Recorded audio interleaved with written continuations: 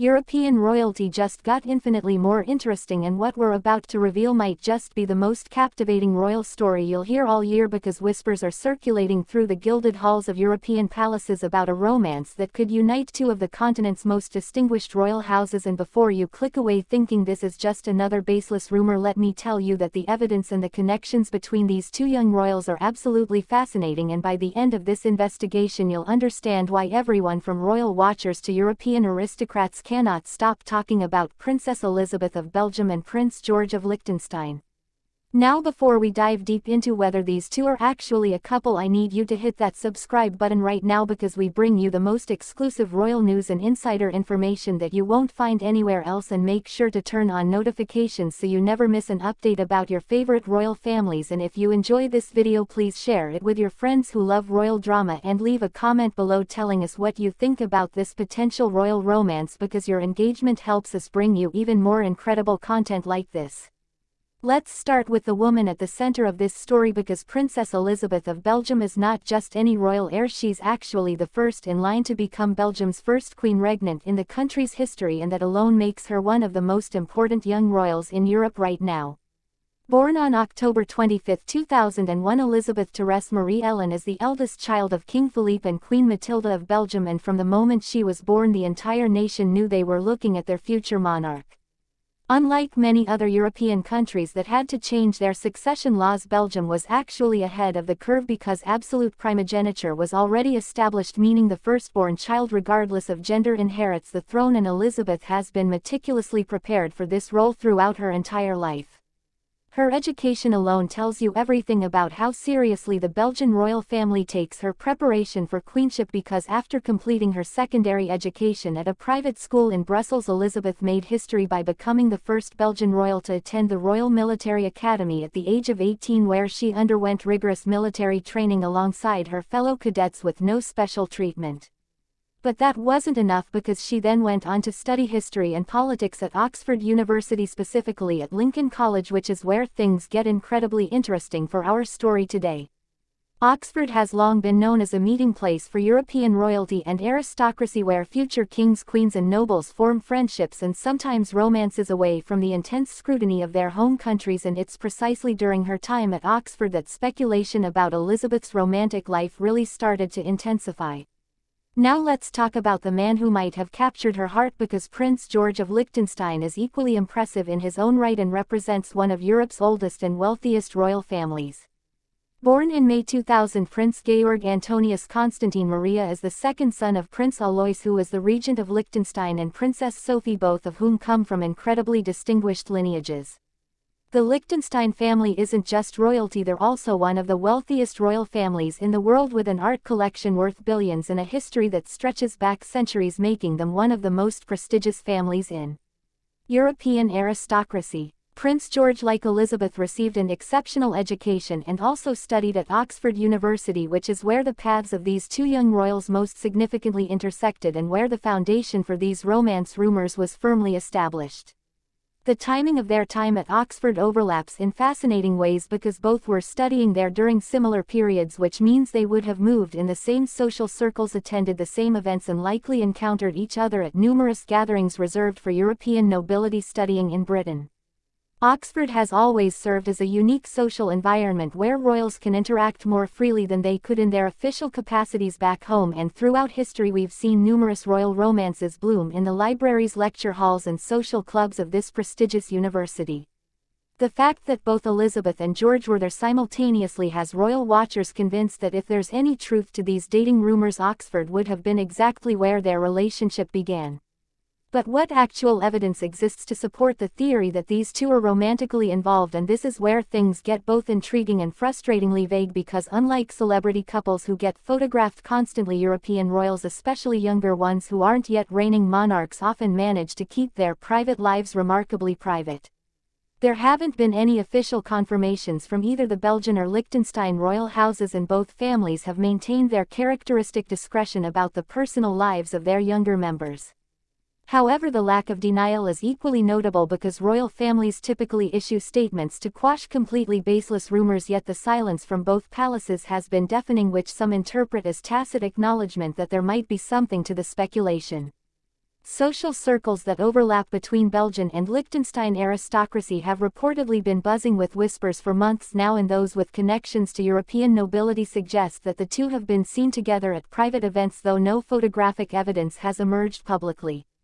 The challenge with confirming or denying royal relationships is that these families have centuries of experience managing their public image and protecting their privacy, and young royals like Elizabeth and George are often shielded even more carefully than their parents because the families want to give them as normal a young adulthood as possible before the full weight of royal duty descends upon them. What makes this potential pairing so fascinating from a dynastic perspective is what it could mean for European royalty, because while Belgium is a constitutional monarchy where the king serves primarily ceremonial and symbolic roles, Liechtenstein is one of the few remaining countries where the monarch still exercises significant political power, making the princely house of Liechtenstein uniquely influential. A union between these families would create connections between Western and Central European royal houses and would be celebrated as a strengthening of bonds between monarchies at a time when royal families across the continent are increasingly aware of their need to remain relevant and united. The practical implications might be limited since both Belgium and Liechtenstein have their own clear lines of succession, but symbolically such a marriage would be seen as a reaffirmation of the enduring importance of European royalty. From a personal compatibility standpoint, these two seem remarkably well matched because both have been raised with an acute awareness of duty and service, both received world-class educations, and both understand the unique pressures and responsibilities that come with being born into royalty. Unlike relationships between royals and commoners, which can sometimes struggle with the vast differences in upbringing and expectations, a relationship between two people of similar royal background often has built-in understanding and compatibility. They both speak multiple languages, both have been trained in diplomacy and protocol, and both will spend their lives in service to their respective nations, which creates a foundation of shared experience that's genuinely rare. Princess Elisabeth, at just 23 years old, has already demonstrated remarkable poise and maturity in her public appearances, and she's being carefully introduced to more official duties as she prepares for her eventual role as queen, and during these appearances she's shown herself to be articulate, compassionate, and deeply committed to issues like sustainable development and youth empowerment. Prince George similarly has been involved in various charitable endeavors and represents his family at official functions, showing the same dedication to service that characterizes the Belgian royal family.